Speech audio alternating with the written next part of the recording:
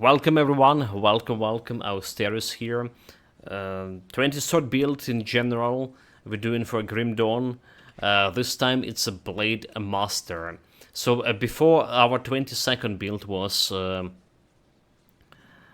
Spellbreaker with cold damage. This is feel something like a cheaper version of a Spellbreaker build. So we're specifically using for this build Alkamos Scythe. Alright, so this is Blitz, cold damage, Alkamos Scythe, Nightblade plus Soldier, Blademaster build. So we're gonna be starting with a little bit of introduction, what this build can do, what it can do, how we fare in early game, how we fare in late game, what the difference between early, late game, and mid game playing this build. We're gonna be demonstrating in Shattered Realm level 65. We're gonna be talking about early game gear, late game gear, constellations, what stuff like could be improved, and so on so far. So like, let us begin. Also gonna be mentioning some build stats along the way. So this build, despite having a 19k health, alright, 15% damage absorption from a Menhir Bulwark, and occasionally a minus 10% reduction target damage with the Warcry. It is quite a fragile build, and for a melee build, it's kind of hard to face tank with it, especially when you're talking about face tanking Celestials or face tanking even Nemesis. So I did even died in endgame gear. In endgame gear, I died to the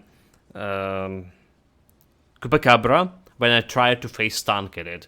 So it's killing Chupacabra decently fast when you just blitz him, just face tank for a couple of seconds and dodging his big attacks and stuff. But when you're trying to specifically face tank it, it's just impossible.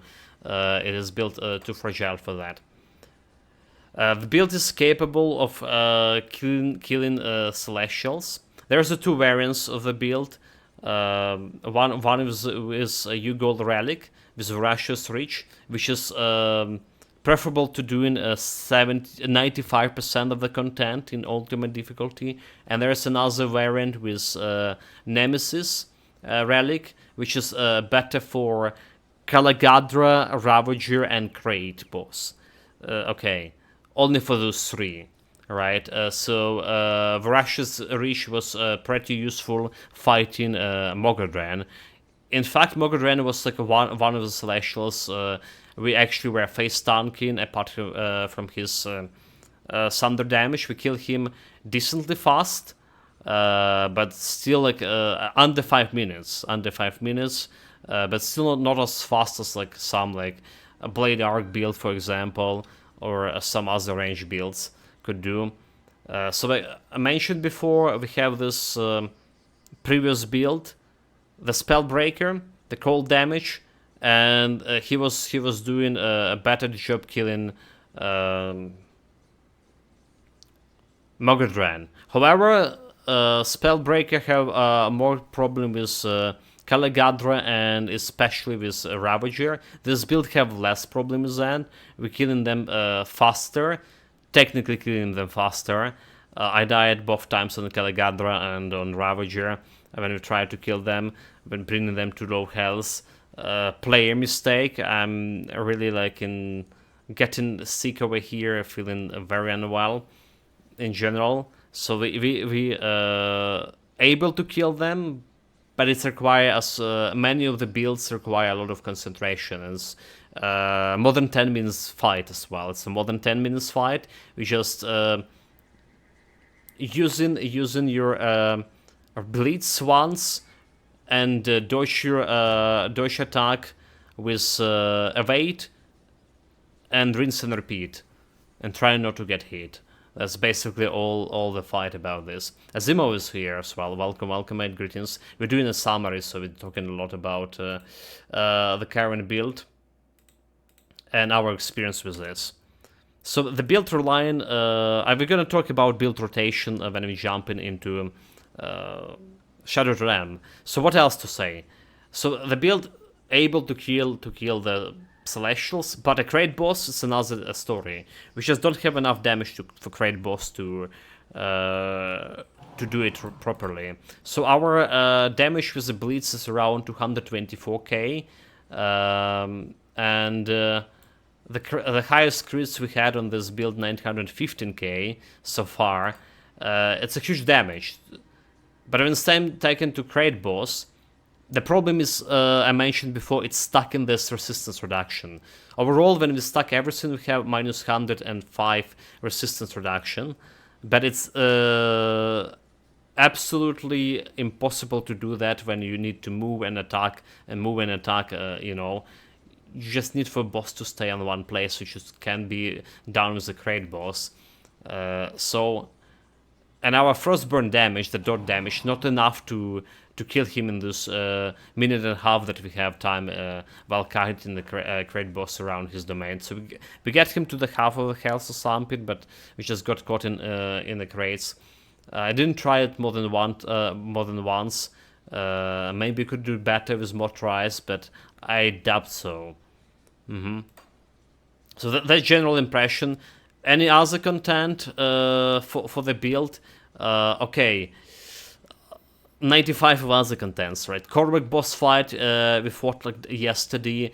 It was went really easy. For example, we just were standing in one place, spinning with my Voracious Reach and using my Blitz periodically when it's coming out of cooldown. That's how we played. Any other content, right? Except like Nemesis when we need to dodge, and Celestials when you need to kite, hit and run tactic. But cleaning speed, it's decent enough, but not as fast as Amaretsa Blade Burst with the previous cold build. Again, the Spellbreaker, not as fast, chat. Like gonna be demonstrated right now into Shadowed Realm. So that's all for this introduction, not a very short one. And bet I forgot to say something because how bad I'm feeling today. Let me get my Celestial Veinstone. So we jump into level 65 Shadowed Realm. With the new patch it will be levels 15 or 16. The Shattered Realm spans eternity. Veinstone. So like you see also on example of Shadow Realm how slower this cleaning speed compared to Amaretsa Blade Burst. So we're gonna talk about skill rotation. We're starting with Voracious Reach with spinning, right? And then we hit an enemy with the Blitz. Periodically Blitz is gonna get reset itself. There's 20% when you hit an enemy with the Blitz to reset it. Cooldown, and you can use it multiple times in a row, like 5 times in a row. That's the maximum that happens to me. Then we have periodically Warcry with Tsunami, reducing enemy damage, which is useful against big bosses, big nemesis in Shadowed Realm. We have obviously Pneumatic Burst for getting my health. We have in Blade Spears with Elemental Storm, and we have in my Veil of Shadow plus Night Shield to doing reducing enemy resistances and doing some cold damage overall. So that's the rotation. And another rotation is periodically we can use a Storm Club. It's a gem ability with cold damage, and when we crit in with this we get in a Phoenix Shield, which is giving me some flat damage absorption. So we're engaging with Blitz, then we start spinning, then we're doing a Blitz again, and continuing spinning. That's, like I say, all about this rotation for this build. We also can use Ice Blood here, oil, for extra damage, 80% Frostburn and cold damage. So like I see, the cleaning speed is adequate, but it's not as fast as Amaretsa Blade Burst. which is basically why I'm saying the build is very similar, because it's using very similar items, like endgame items, very similar to the previous build on this one. The critting for Lord, but as a spin, the DPS of spin to win is again less than Emerita Blade Burst. Less than that. That skill's not ready. Because I just finished cleaning the stuff here.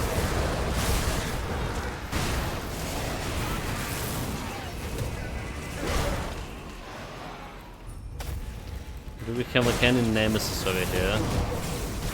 We got in the right shard, right? Level 65.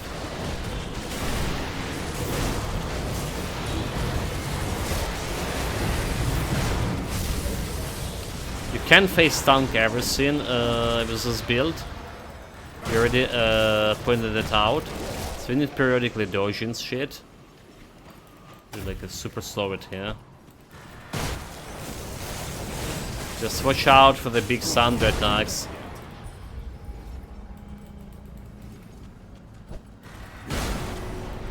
Okay, here we go. Next level. Like the game is lagging. I don't know, is this the game lagging or is my brain lagging?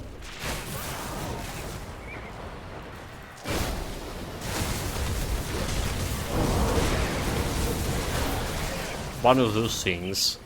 We have quite a few brain lags today, huh? Like, what are those burning undead is just burning. So the build featured quite a decent health leech. It was 14% with Nemesis Relic and way more with Ugol Relic. Like close to 20. In fact, I'm just gonna be showing you here. Okay, 18, but when you're spinning, this is having like additional 8% of haste leash, so 26 altogether when you're on spin.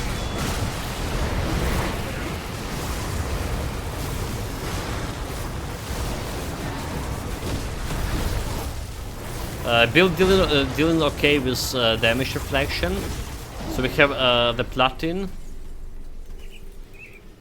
the Titan Platin with a 33% resistance to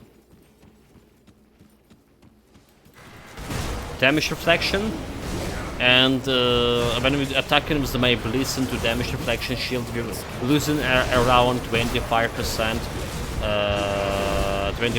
of my shield. The build also like have the fragility of build is due to its low defensive ability, by the way. So a lot of stuff just can crit me for a while. I can't do that. 25 defensive ability 100. You see, like we almost died over there. Don't want to get plucked over here. I don't forget to use my dodge periodically this thunder damage, and I use my war cry to reduce an enemy damage.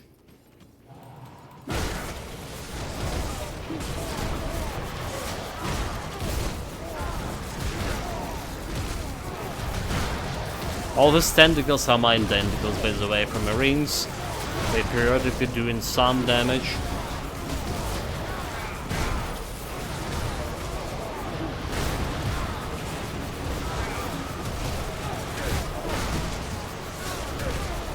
Right, we don't see like much of a reset here with the Blitz. So the build played a little bit better with the Blitz before the end game, because we are using some monster frequent to reduce the Blitz cooldown, and we have 2.2 seconds of Blitz cooldown, and with that shorter cooldown, it's gonna be resetting like way often than right now. Right, so we have like 5 chain Blitz after the Blitz that already have before. So you see we didn't die here. Almost died, rather to say, but we still the build still can manage more or less with level 65 Shattered Realm, more or less. Not the fastest cleaning speed, not the best survivability for sure. Ultimate Survival rune. Okay, apparently I didn't have yet. So that's a demonstration. That's a demonstration. We're gonna be talking about early game, and then we're gonna be jumping into stats and late game and all of the stuff. So early game for this build. Let's start with how we playing the builds all together. We always jump in on ultimate difficulty, exclusively, more or less. Like 99% of content we're doing is ultimate difficulty. So we start and build on level 1, killing a reanimator, getting access to my storage, getting a merit. Right, merit, it's a something you can buy in Forgotten Gods merchant over here. Come see what's left of my wares. Alright, this one, save a merit. Unlocking ultimate difficulty and all difficulties lower than that, giving you attribute points and skill points from lower difficulties. So that's how we play, and we just unlocking this difficulty with the merit. We have all this playthrough for this build down below in the video description, by the way. There's a asking what the plans for a fresh league. Not playing the leagues here, only doing builds. Have so many builds to play so far. Anyway, on starting build on ultimate difficulty, you have all these minus resistances, a lot of minus resistances, and you don't have powders from previous difficulties because you didn't have reputation with the factions, so it's kind of hard, especially for melee builds. First 30 levels for this build on ultimate difficulty were unbearable. I barely could kill anything. Our survivability was really bad, and I'm talking compared to other builds. And all other builds I played, I started on ultimate difficulty. And you only can get the Scythe, Alkamos Scythe, starting from level 30. So before you get in like level the Alkamos Scythe level 30, it's just really hard to play. Really hard to play. For normal difficulty, it'll be easier because you just what you're gonna done on ultimate difficulty, you're gonna do on normal as well. You just invest in a couple of points in the Veil of Shadow and maximum out your Night Shield. So you get a Night Shield to the 10 out of 10, to the soft cap, and you will be able to deal with most of the stuff like pretty easily. Don't forget to put more points into Pneumatic Burst for more offensive ability. Offensive ability does matter everywhere, so you can crit more often. And then you just invest into Blitz after that, which is like periodically in 3.5 seconds dealing that huge damage, and you're killing most of the stuff early on with your Night Shield. That's how we're doing. We're doing the video recording right now, Derzok, so I'm gonna be answering the question in something like 20 or 30 minutes.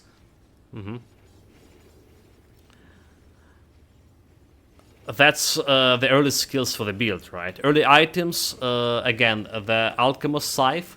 For ultimate difficulty, we can on level 30 you can jump right to normal difficulty and go to that Steps of Torment. So it was kind of hard fight.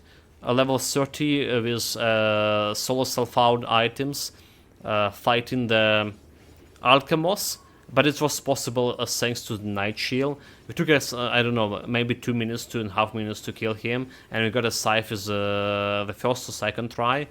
Did we? Something like that.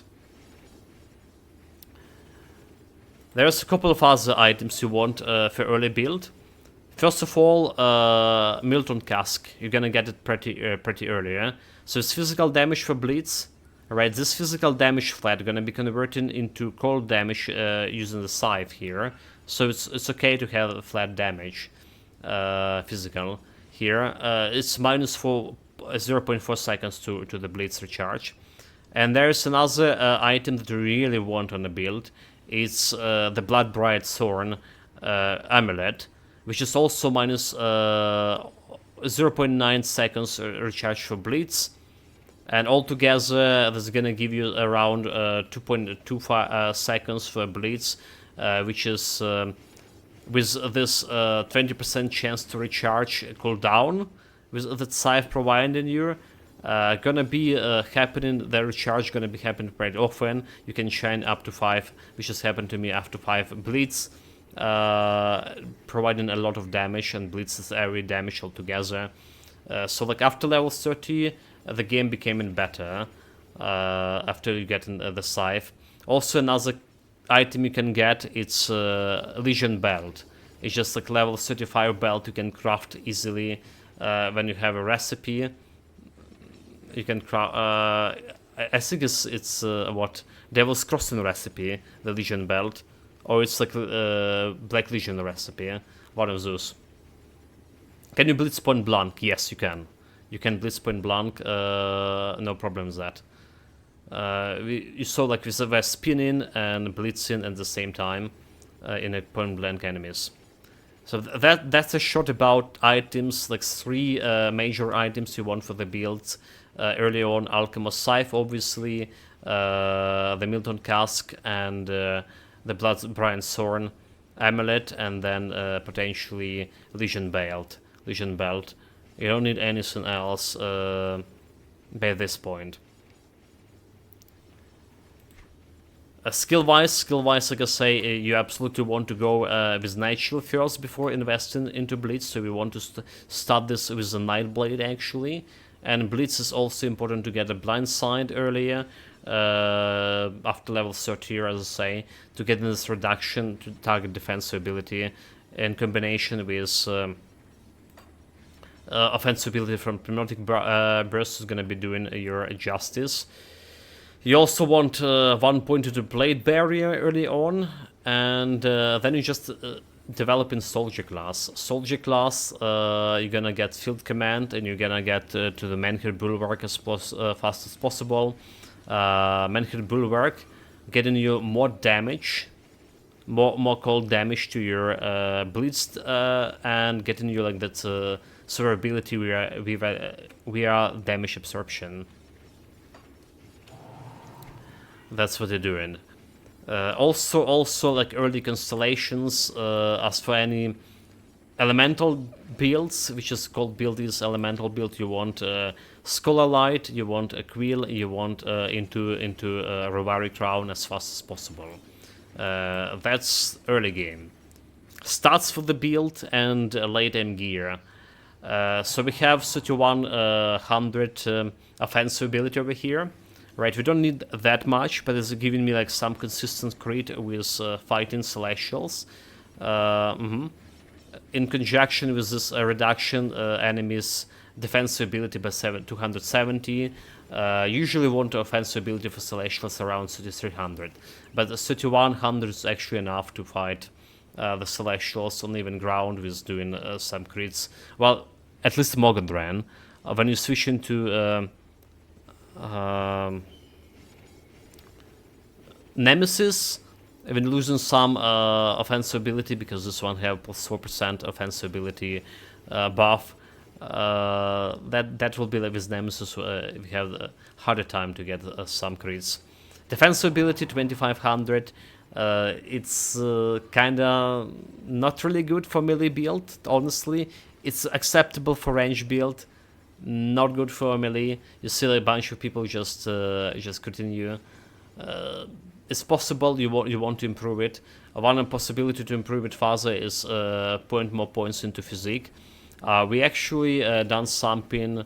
Most of my builds point into their points always in physique attribute points, but this build only have 44 points into physique, and a majority of points went to spears to get more damage. Was preparing for Crate Boss and didn't get that damage altogether for Crate Boss. We have a huge armor rate in here. Armor absorption only 96, missing 4%, but armor rate in itself huge. Didn't help me much. Didn't help physical resistance 15, didn't help much. to make the build more sustainable.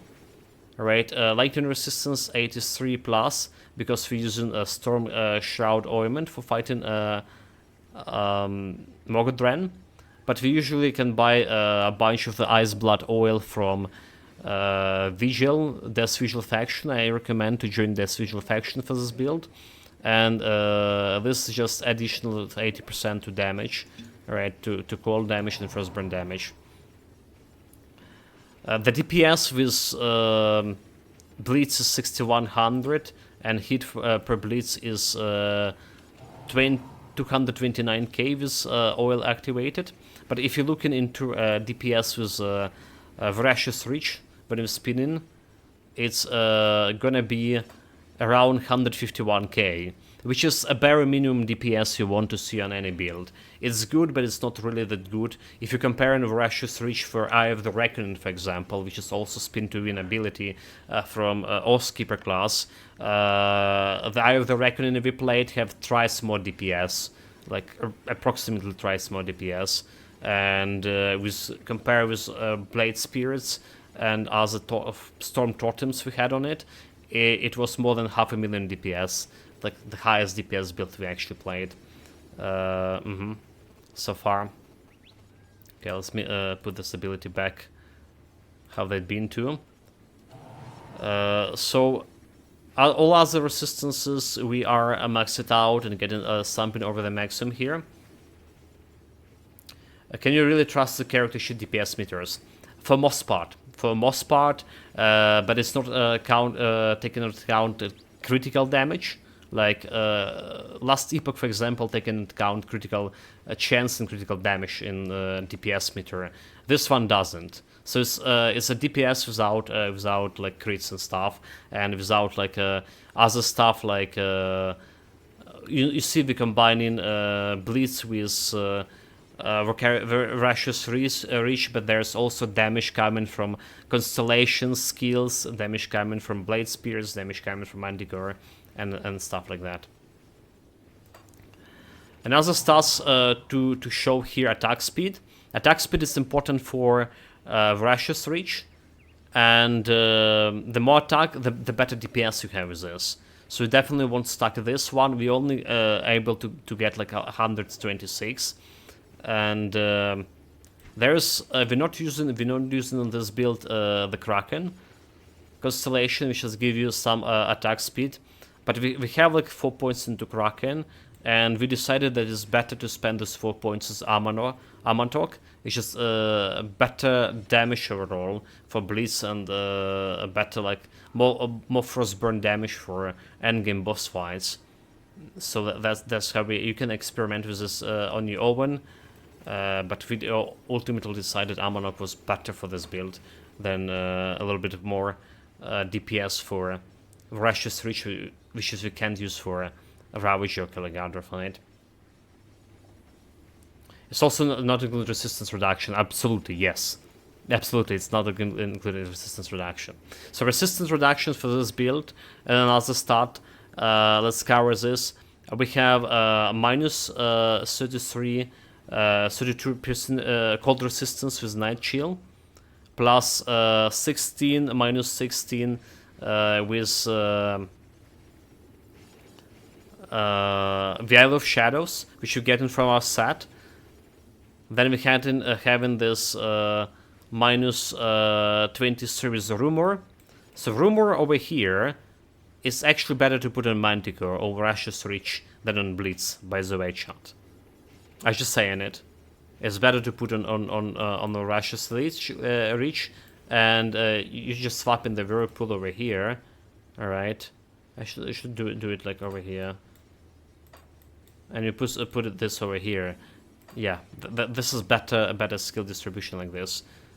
You have like just better chance to activate Rumor. That's 23, and additionally we have minus 32 flat resistance reduction with Elemental Storm, and ultimately it's ending up with over 100 resistance reduction when everything's stuck together. But it's hard to for a target that move in to stack this resistance reduction on it, especially like I said, the Elemental Storm. So mind you that.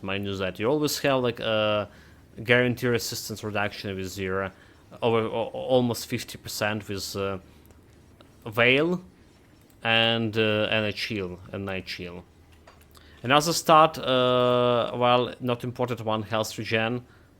Again, not important one. 340 when we get the pneumatic burst. Critical strike damage 28% over it, or additional, and cold modifier. Cold modifier over 3k. So over 3k cold modifier, we have it with Ice Blood. It's at minimum, you know, like if you go in single damage type build, you want the minimum like that over 3k percentage to cold damage or whatever type of damage you're doing. So we just barely reach it. So that's what I'm saying. It's not the highest DPS and damage build we kind of had for sure. And important like resistances, important stuff over here is stun resistance we get over 18 and freeze resistance also over 18. So it's just easy fight with Mogadran and easy fight with like all the Celestials, all of those nemesis that can freeze you. So that's the stats. Next point, endgame gear. Endgame gear. So as same as Spellbreaker, Amarantha Blade Burst, we're using for this build Mage Slayer set. Mage Slayer set, which is reducing enemy elemental resistance for Shadow Whale by 16%, and giving you some Frostburn damage for Whale of Shadow, altogether improving its radius and improving Night Shield. So it's +1 to Night Blade. We're using here Sanctified Bond for some vitality and chaos resistance on my helmet. Helmet is some you can craft from a recipe. If you have recipe you can find from totems, and having recipe you just crafting 4 helmets. Then you just go in after you completed the quest for this guy, for Cargon. He became you can get access to the transmutation tab, and you're using these 4 helmets in order to like transmute them in other part of the gear, right? You need amulet here, -8 elemental resistance to Veil of Shadow.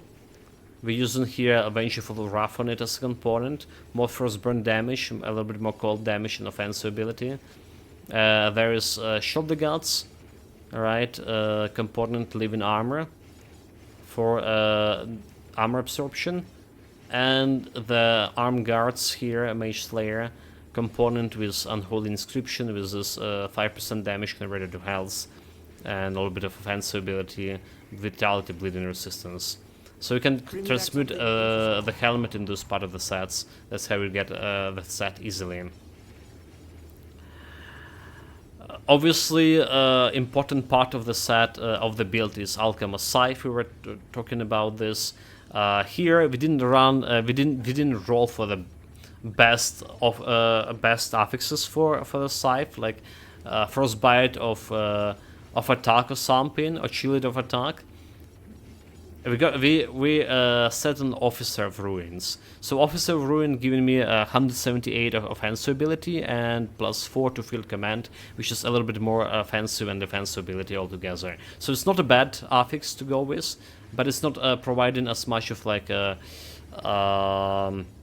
damage bonus to cold damage as the Chilled affix or Frostbite affix or whatever it's called. So you need to farm, but we didn't have a luck with farming it on a higher level. We just went like 10 times to Sampin, and instead of to fight Alkamos, and instead of Scythe we were getting Sword. And I just give up. I just take whatever I had. So by using the Cold Stone here as a component, it's the best component for cold damage flat. And you really want a flat cold damage on your Blitz, because look at how much... okay, press the run button. Look how much of main hand damage we're getting from it. 141k. Alright, and all this flat damage gonna go for increasing, gonna be increasing with this percentage to main hand damage. So we really want to flat damage in percentage here. So Cold Stone, we're using the potent Melmoth Redemption powder for Melmoth resistance, again for cold damage, some armor, and flattened percentage cold, right? For other rings, for Javelers, you definitely want to use one ring of Mogorness over here. At least it was easy for me to get the Morganess rings, like easy to get. There's Alkamos Scythe with the purple rings, could be providing way more damage to you. Alkamos Scythe, there's a bunch of other rings. There's one ring that you can craft as well, which is doing minus cold resistance. Let's see. It's a blue ring, if I do believe so. Where it is? Accessories. Okay. I don't see it here. Nani? Or was it not? Okay. Maybe it's. Maybe it wasn't the blue ring. It was a mystical band of Eternal Hound. So like you can craft this one. Eternal Hound, 10% chance on attack to get it minus 10 cold resistance and giving some cold damage. So if you don't have like this Morganeth rings, or if you can find the Alkamos rings, which is even harder to get, Morganeth rings is giving +2 to Blitz. So the Blitz is my Blitz is 26 out of 26 thanks to the Morganeth rings over here. So you can try something different. We're using here blooded crystal for armor and defense ability as a component, and as a powder we're using sky shard powder, which is doing only 50 cold damage percentage, but the powder is here for offensive ability, 75% points of offensive ability, and you needed offensive ability pretty much for endgame. So all my Javelers using the same powder for offensive ability. There's another powders here. I think it's a Bismal Cult, right? That See anything you like? we use actually on my. There it is. It's giving you flat core damage. We use it on my Blade Burst. Emergency Blade Burst, previous build Spellbreaker. The Atipus Glare. Adept Glare, flat cold damage, so it's more cold damage, more survivability, more defensive ability. So if you want to improve survivability for a build, and you kind of okay with, you're not gonna fight in Celestials, right? So you don't need that huge offensive ability over here. So this is the start, using this Adept Glare powder. See you around. Breastplate, Mystical Frost Dread Cuirasses. You're using this for Emergency Blade Burst, which was previous build, which is again we're using previous build. This one giving you a Frost Dread Presence, right? A flat cold damage and more Frostburn damage all together. The Frost Dread Presence, we're using Titan Platinum on it as a component, which is for that reflection damage reduction, right? We have overall 33% reflection damage reduction, and that's enough not to get killed by reflection shield. For the pants, I'm using Ramstone Leg Guards. Again, it could be there's a couple of different pants you can use here. This one is just giving you some blade spears and a little bit of cold damage with physical resistance, vitality and poison resistance altogether. So like I pick it for resistances. There's Ice Nova, chance when get heat, so a little bit cold damage from that, a little bit cold damage, Frostburn damage as well. Using Blade Plating for offensive ability and health regen. For the belt, we're using Spellbreaker Wasteguard, +1 to Nightblade, and more critical damage. Some acid damage converted. Okay, so the conversion of acid damage into prison kind of bad, because if you're looking on this Blitz, we have like some vitality, some lightning, and some piercing damage altogether here. Instead of majority to be okay, majority is cold and frostburn, but we have some other type of damage is just not really good to have there. Component Underbog Leather for poison and bleeding resistance, mainly for poison resistance over here. And on the previous build, on the Spellbreaker build, we used the Chain of Anguish here, +1 to all skills, which is providing you debuff. But we decided the Spellbreaker, the Chain of Anguish was too much for this particular build to handle, and we went with Spellbreaker Resguard. Component medal, Crest of Winter Fortitude, probably the best medal here for this build specifically, +4 to Blitz, and getting some additional cold damage to Blitz. Alright, if you're not using the Alkamos Scythe on this build, right, so this is a way to go item to convert your physical damage into cold damage for Blitz. Right, we're using again Vengeful Wrath as a component here, and for Rune we're using the Storm Club, which is a little bit of cold damage and main hand damage 60k. Boots of Primordial Rage. It's the best boost when you need some elemental damage and offensive ability, and decent protection with chaos resistances and some physical resistance. Basically, we're using Mark of Mogodran here for a little bit of health, and I think that's conclude all the components we're using for this build. Well, except the relics, right? There's Yugal Hunger, which is we rolled with +4 to offensive ability completion bonus, and this is what you need for 95% of the game on ultimate difficulty. Just Yugal Hunger, you spin into winning, and periodically using the Blitz when it's out of cooldown. But for specific bosses like Ravager and Caligadra and a Crate, Nemesis is way better there. Skills and constellations. So starting with the skills, we do want to max out Night Shield as much as possible. Oh, okay, so let's begin with the soldier. Like, obviously, the best skills we have here is the Blitz. We have +2 over the maximum here for Blitz. So basically, this Prime Ring of Mogorness giving you two Blitz points that you can spend, remove and spend it somewhere else. So you can replace it with other ring, and you still will have your Blitz on 26 out of 16. So we hard cap this one. Unfortunately, didn't get like any points to Blindside. Unfortunately, we absolutely want Fighting Spirits for this, additional offensive ability and additional damage periodically. Warcry for endgame for getting this 10% reduction of target and damage. However, you can replace it if you're not planning to go fighting those Celestials and stuff. You can replace it with more points into Shadow Dance over there. Then we have 1 point to Counter Strike, 1 point to Menhir Will, Military Condition, max it out to Soft Cap, Field Command. Again, we're getting this from officers, additional 5 points from officers. Start Squad Tactic, important Menhir Bulwark for this 15% damage absorption.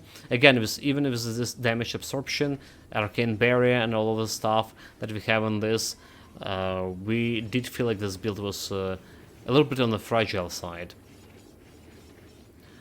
Scars of Battle for that reduction stun and freeze duration and armor absorption. Right, Nightblade, we want to get Pneumatic Burst as much as possible for that buff to offensive ability and healing during times of need. We put only 1 point to Shadow Dance. It just was relevant for us because, well, there's too many points to spend. 8% chance to avoid projectile to melee attacks. That's good already by itself, and you can avoid damage from AoE, and a lot of enemies just doing AoE damage altogether. So we have Elemental Awakening here. We also want to max it out for more Frostburn damage and more elemental damage altogether. And we have the Blade Spirits in 1 point. We should put an Elemental Storm on it. Alright, the Blade Spear's cold damage scaling with the own cold damage, so they deal some pain. Not that much, not that relevant. Unite Shield gonna be doing way more damage here, just by itself, in combination with Veil of Shadows. But there's still some damage too, and some place to put that Elemental Stormer there, so we do want 1 point into the Blade Spears. Phantasmal Armor could be better, but we have 2 points over here, and Merciless Repertoire could be better. So the poison damage from Poisonous Repertoire converted into Frostburn damage with our build. Right, so it's additional dot, but it's just not enough for something like a Crate Boss. It's just not enough. Obviously 1 point to the Blade Barrier, just to have this emergency button. So that was skills, devotions, constellations. It's very similar to. It's actually the same constellation as cold damage for Spellbreaker. And what you have here, you have the three starting constellation, right, for elemental builds, like a Candle, Quill, and a Revari Crown. Then we jump, if we want a Murmur, Mistress of Rumors, to get in this cold resistance reduction on the Rumor. Then in order to activate it, we want Tsunami. I have Tsunami on my shots over here on the Warcry, so it's 100% chance to do that additional damage, cold damage with Tsunami and Frostburn damage when using the Warcry. We have Lion with some Lion, okay, physical resistance. So you can technically, instead of Amatok, go to the Kraken, but Amatok just was better constellation for us. The 4 points of Amatok, alright, go into the Frostburn damage. We have Phoenix as well. Phoenix Shield is providing you some damage absorption. I put it on my Storm Club, which is a rune. Every time you jump in and critting enemy, we have this additional damage absorption, so it's a guarantee.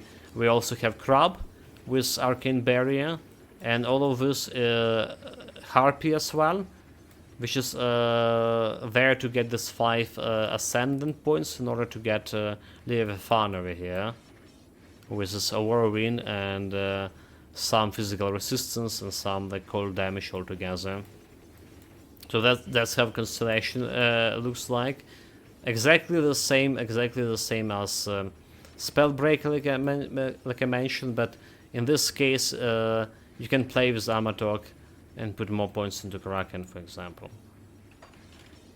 And that's about all, guys. To summarize, this is, like I said at the beginning, this is the build that perform well, but on all parameters it has, it's just tiny bit lower than the similar cold damage build when we playing Spellbreaker Amarissa Blade Burst. It's just tiny bit so lower. Despite the Blitz doing way more crit damage with one hit, right? We almost got 1 million with here and 915k. It's still the cleaning speed is lower.